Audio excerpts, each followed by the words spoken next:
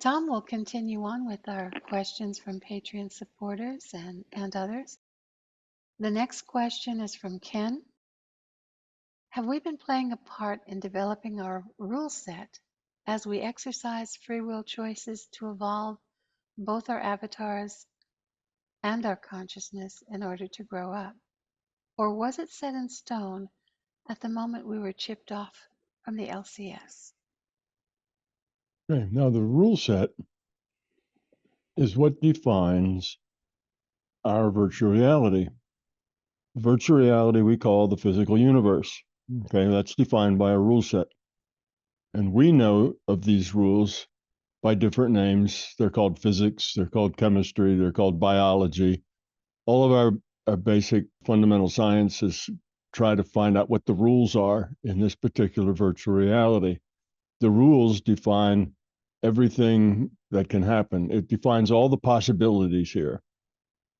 So the rule set says that I cannot flap my arms up and down and fly. It just won't happen. My body's too heavy. My hands aren't broad enough. I can't flap fast enough. So the rules say that I can't do that.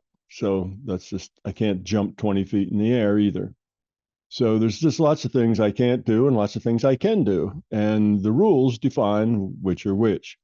So that basic physics, chemistry, biology isn't something that changes. That's basic to this reality. Okay. Now, there are some other rules that are not really part of the rule set, but they're just, you might say, company policy. It's not the rule set that defines interactions here, but it's kind of the rules that are applied. And those are things like the psi uncertainty principle. So there's certain things that the system, say, doesn't do or doesn't support because it would tend to cause higher entropy in the population. So it says, well, I just don't want to support those things because my whole game is about lowering entropy in the population. So if there's certain activities and things that just tend to raise it, then if I can put a bit of a squish on that, so it doesn't happen as often, and I can do that without anybody noticing that anything's been done, then it can, and it probably does. But it has to do it in the background so nobody notices. So there's things like that, like the psi uncertainty principle.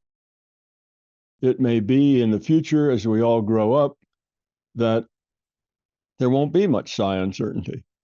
Psi will be well known and well practiced, and everybody will be able to do all the psi things without any difficulties. And it'll just be seen as natural. It's just part of being human, just like being able to walk is part of being human, or learning a language is part of being human. So it'll just be tools that we have, but not now. We're not ready for that. We're not grown up enough that we can, that we would use all those tools for love and for peace and for cooperation. We tend to use all those tools for self-gratification and getting information on others that we could use and abuse. And because we're not grown up enough, then that's generally not available. Tom, at one time, was that available to us in history? Sure, a lot more than it is now. It was available in different cultures.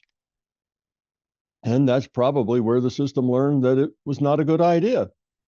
In places where it was available, I think it probably started and was probably fine, and people probably used it to, in proper ways. And then it started being used in poor ways, and then it started being used to take advantage and to manipulate, control, power, and force over others. And Could eventually that the system says, let's just kind of suppress that quality until the people grow up a little bit. could that be the source of the tree of knowledge and that whole story around that? Could be, could be. So sure, there's, this whole virtual reality is a dynamic thing. It's not like it's run by a big machine and one day the run button was hit and then after that nothing ever happens to it. No, the system comes in and tweaks it to make it work better. It's a It's an entropy reduction trainer for individuated units of consciousness. And if the system can make it a little better entropy reduction trainer, then it's going to do that because that's its function. So it tweaks it now and then and makes up some rules. Like I say, more like company policy than rule set. And it will do those kinds of things. And it doesn't prohibit, it doesn't overrun anybody's free will. It has to do it in the background. It can't be heavy handed. It has to be unnoticeable. Otherwise, it interferes with the quality of this virtual reality, being a good virtual reality. But yes, those things happen. And I'm sure the larger consciousness system has meddled a little bit with the way this virtual reality evolved because it was looking for a very specific kind of a result. And if it didn't get that result, it would tweak this a little, tweak that a little, cause this or that to happen. And now the result would get better. I mean, that just makes sense. It's creating this tool, not for the sake of science, it's creating this tool to make a good schoolhouse for IUOCs to have good choices and grow up. So if it's not working as well as it could work, then the system will refine it, adjust it, change it a little to make it work better. Are we at the point where we need some intervention? And is everything working perfectly, or is there anything that we might be able to Well, expect? I don't think we're at the point where we need intervention. I think we're at a point where things are going to change rapidly. What do we call that? A turning point, or a knife edge, where you could fall to this side of the knife edge or that side of the knife edge, a balance point where the balance could tip one way or another. There's lots of metaphors we can use to describe that. But yes, I think we're at a point where things are going to change rapidly. But I don't think the system is going to be heavy-handed by doing anything. I think that's just us. We are maturing to a point where we can make more progress more quickly.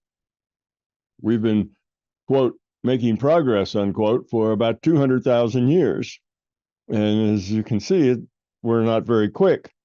We've started with how do humans organize themselves in social circumstances. Well, control, power, force is how we organize ourselves. We're warlord mentality.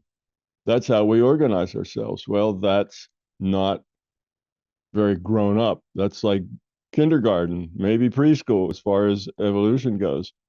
That's the very basic sort of stuff that you get from entities that are not very grown up. So that's where we are. And now for, what is it, 200,000? Well, then for 190,000 of those years, we didn't make much progress. Because 10,000 years ago, the warlord model was still pretty much the way humans organized themselves. Well, but over the last 500 years, we've made a lot of progress. It's not nearly as rough and mean the streets as there were 500 years ago. And 500 years ago were a lot less mean than 1,000 years ago. So yes, we have been growing more rapidly than we had previously. That's good. It accelerates. Growth accelerates. The more you grow, the easier it is to grow more. So it's an accelerating function. So now we're at a point where I think we're like at the knee of a curve. There's a lot of acceleration. Could happen. Not that it will happen, just depends on the choices we make, but it could happen in just the next 2 decades. We could see big changes in just 2 decades. And we haven't seen big changes for almost 200,000 years, but we could see big changes in the next 2 decades because change is getting, it accelerates. So the changes, could be negative or positive. That's that knife edge we're sitting on. You could fall this way or that way. So it's an iffy thing. We have to make good choices. We have to be aware. We have to be sharp when I mean we humans. We human beings have to be aware. We human beings have to think about what we're doing and why we're doing it and why are we here. And we have to understand those things so we can make better choices. And if we do, then I think we'll see some large steps forward, much bigger steps than have ever been taken by humanity before. We're going to take bigger steps in 2 decades than we have taken for 200,000 years of baby steps. So all of that's possible, yes. And we are at a time of change. Over the next few decades, things could happen. Or maybe it'll take the rest of this century. We don't know. Just depends on the choices that we make. But at least it's possible for us Yeah. to grow quickly now. Well, that's a pretty If exciting you go statement. back 500 years, it wasn't possible for Hmm. us to take big steps. Not like that possibility was always there. Well, we could have taken big steps anytime. No, we couldn't.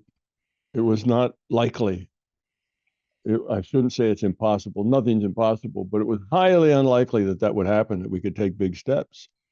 It's only been in the last 20 or 30 years that the big steps have started to become possible. It's within our grasp, within our range Information to take is, big steps. sure, And a lot information of is that more has to, available. that's right, information and information exchange. We're entering the information age. Well, and My it's goodness. immediate feedback too. It's something's done across the world. We hear about it, we do something Right. about it, We're and all connected. yes, We are more of single tribe, we humans, than we were before. Before, some massive earthquake or tsunami or something kills 200,000 people in somewhere 10,000 miles away, and nobody really cared because they never heard of the place, didn't even know people lived there, never heard of that country. or So never they heard of the just, event even. yeah, so it just, yeah, you never heard of the event. Hmm. So it just was not in anybody's consciousness. We weren't a family. We weren't united in any way. But with the internet and the wide degree of usage and connection that people have today, anything happens anywhere on this globe of much consequence, and everybody knows about it. Well, not everybody, but what, 80% of the people, 75, 50% of the people, some large number of the population of Earth knows about it, Right. right as it's happening. We see the effects on each other of our choices. We see the effects of Hmm. somebody trying to take over a country. We see the effects of war and how damaging it is. Is Right, this what we want? You know, or are we going to exactly. do something about it? Yeah. Yeah, and that Um, wasn't so clear before. Before right. we lived in a little tiny reality. All right, wars came and wars left, but we didn't have the big picture of what was going on. Now we Yeah. have bigger pictures, This bigger is why we have that understanding. possibility of doing Right, a rapid change. exactly. Yeah. That possibility is born out of the fact that we have more information now to deal with, more information and understanding, more choices. So, yes, in the next 2 decades, we could see some big steps forward in humanity. We could see. But will we make those choices, or will we drag it out for another century or even another millennia? Who knows? Well, it's been, what, 200,000 years? That's 200 millennia has already gone by Well, without us yeah. doing very much. Do we learn because we've seen this pattern in the past and we don't see how that we look back and we see how could that have happened? Well, Right. we know how it could happen. People make their own choices again. Oh, we keep making them over and over again. Any student of history Yeah. will see that the same mistakes, the same anger, the same self-centeredness, the same rage, the same arrogance has created these problems over and over and over The again, same back as things that far don't work then don't still don't don't work work now. now, Right. right? So Yeah. exactly. So we've had plenty of history to show us, what doesn't work. Yeah. And we have now communications worldwide. So we have an opportunity to take some big steps to change as a human race in big ways, rather than, well, here's a little group of 5,000 people that change, that lives over in Southeast Asia. Because Buddha comes along and he has this idea that love is the answer, and that it's all about compassion and caring. So you get a few thousand people over there that all about being compassionate and caring and loving, but it doesn't have much an effect on the whole because it's isolated. I call it little bubbles of enlightenment. That's one They of our pop, videos. yeah, Yeah. they've popped up everywhere. Every country, every place, every time, even in our own time, we have little bubbles of understanding, but they just don't go mainstream because the mainstream is not interested. The mainstream's all about control, power, force. How can I get more and how can I keep it? And, they've got their nose to the grindstone trying to keep their heads above water and improve themselves. And they haven't just gotten interested. But now that we can see ourselves as a human race, see ourselves and connect with each other, because of the communications we have now, then that creates opportunity for us to do better, for us to learn from mistakes and learn not just in a little pocket of 1,000 people here and 1,000 people there, but learn 2 or 3 billion people at a time going, aha, I get it, rather than 10. But we could have 1 billion people go, aha, and get it all in the same year. Well, that would make a huge difference. Couldn't do that before. There was no way to reach 1 billion people. But now, with the internet, I suspect with any particular thing happens that's major in the world, 1 billion people probably hear about it, within a week, if not Within the minutes. same day. Yeah. I mean, everybody Yeah. isn't as wired as, say, we are.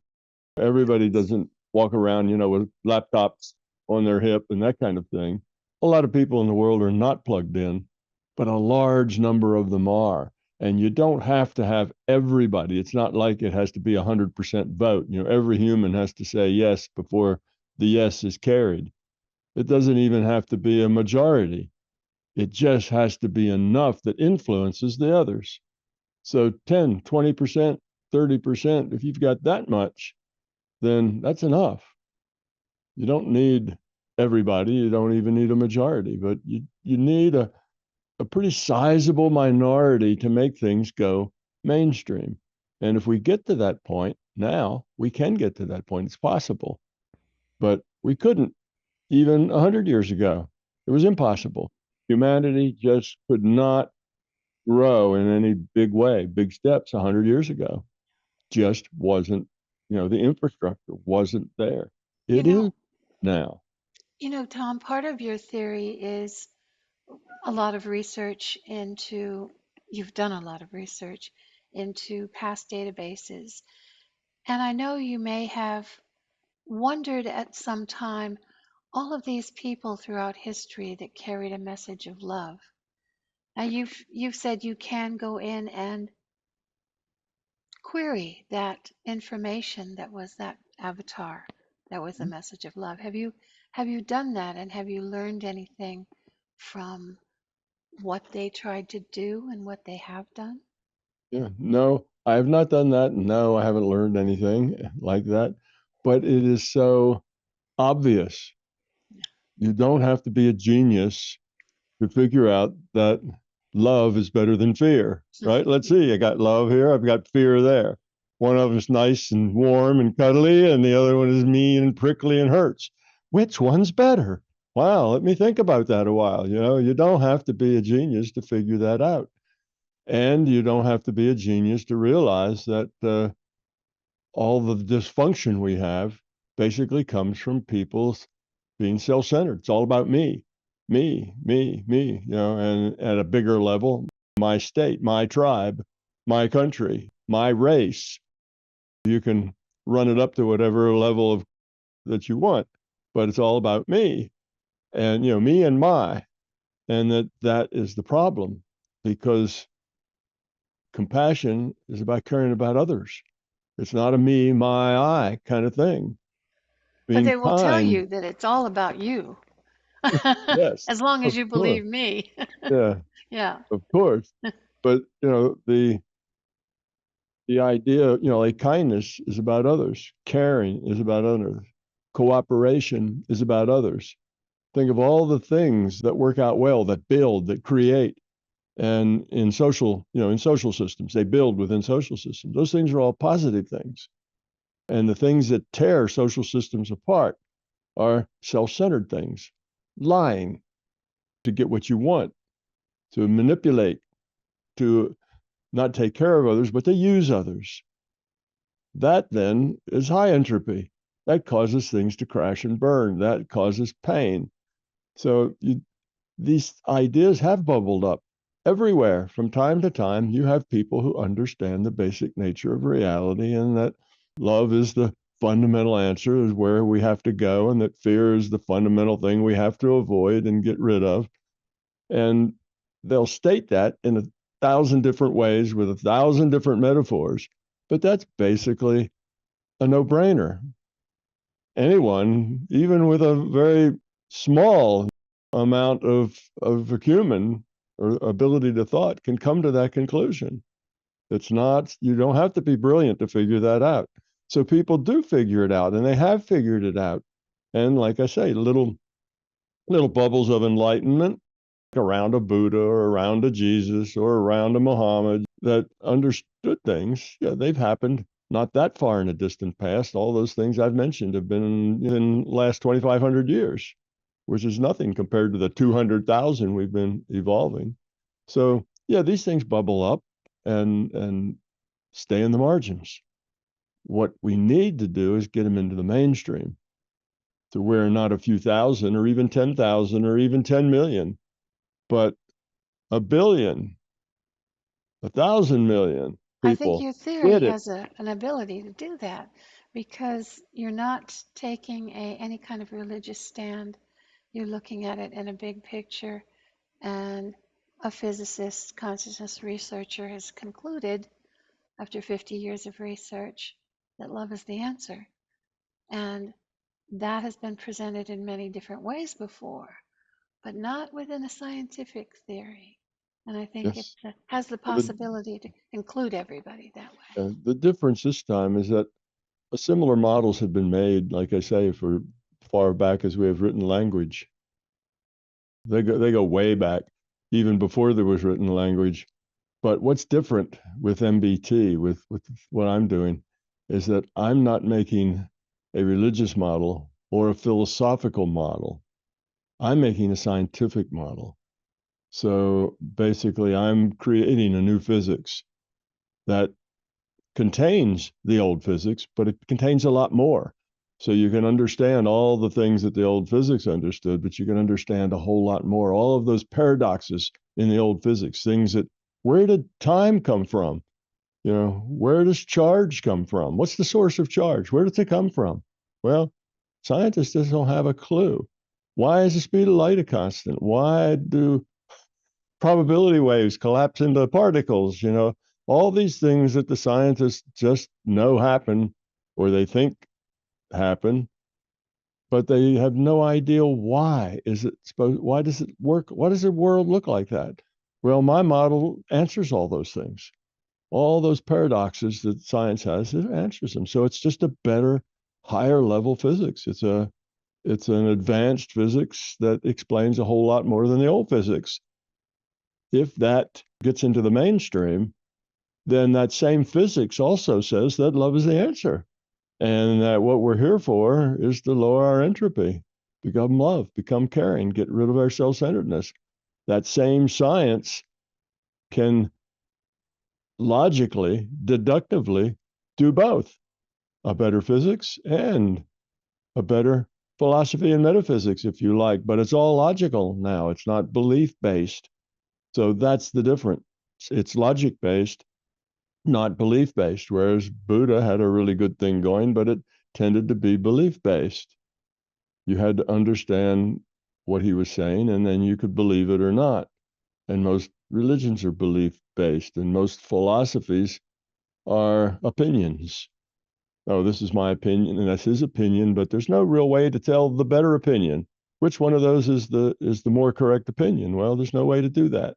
Opinions are opinions. They just belong to individuals. So you can believe that opinion or this other opinion. But mine's not like that. Mine's about science and about facts. This makes sense. This is logical. That doesn't make sense. That's not logical. This actually derives correct answers, and that other thing does not derive correct answers. So it's not before, it's always been an opinion, a belief, a philosophy. Now it's a science. Now it's logical. Now it makes sense. It doesn't have any big leaps of faith or big assumptions that, well, you have to believe in this assumption to get there. There's nothing like that. One assumption, and that's that consciousness exists. And since we all have consciousness, that's not such a huge leap of faith to say that consciousness exists. And we're all part So, of that one yeah, consciousness. So well, that your comes out of evidence, it logically. yeah. Logically, you can see that we are all part of one larger consciousness system, that this reality is a virtual reality that is computed within that consciousness system. Consciousness is an information system, which makes perfect sense when you think about what consciousness is. So anyway, those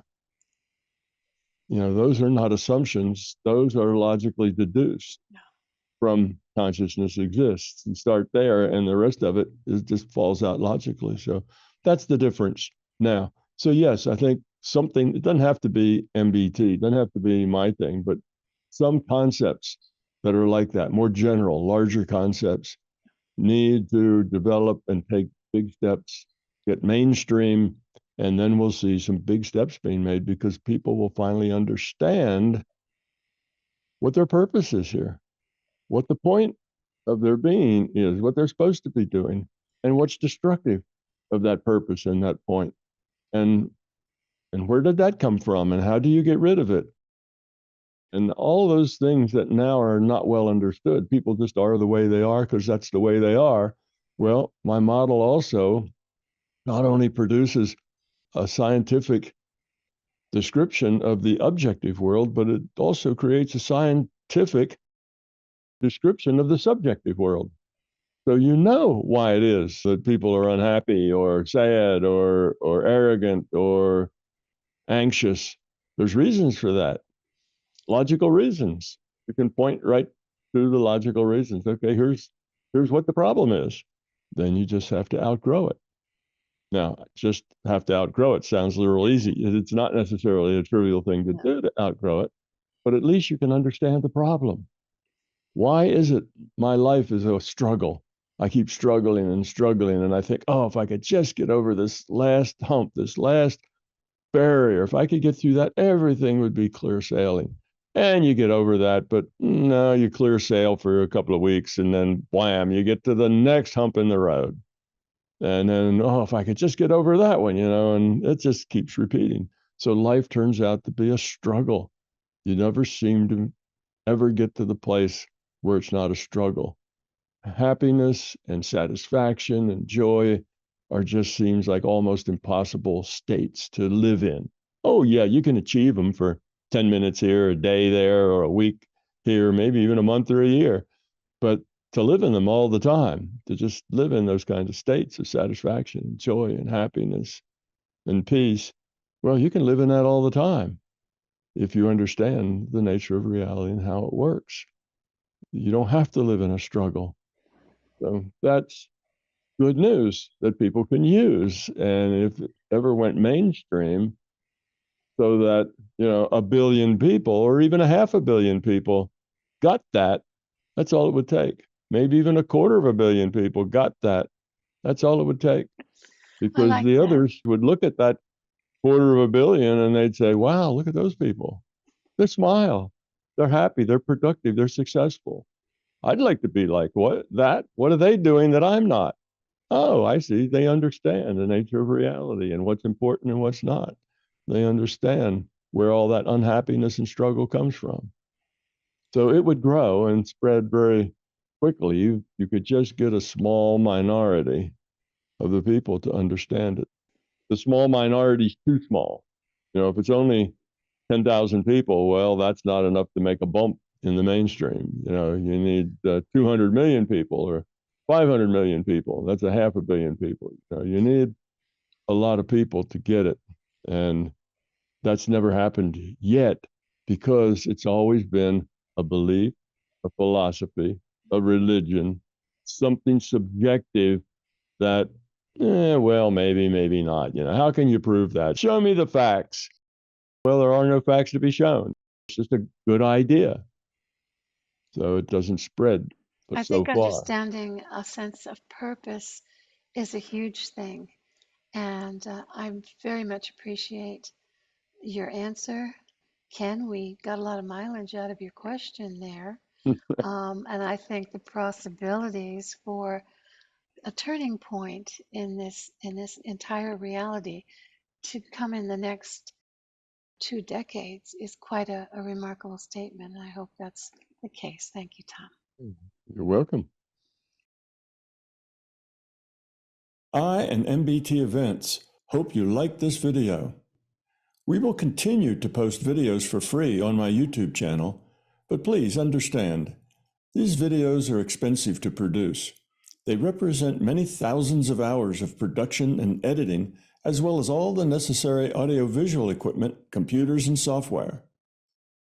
If you find something of significant value in our videos, please consider supporting their production through our Patreon account or through a one-time donation. It would be very much appreciated.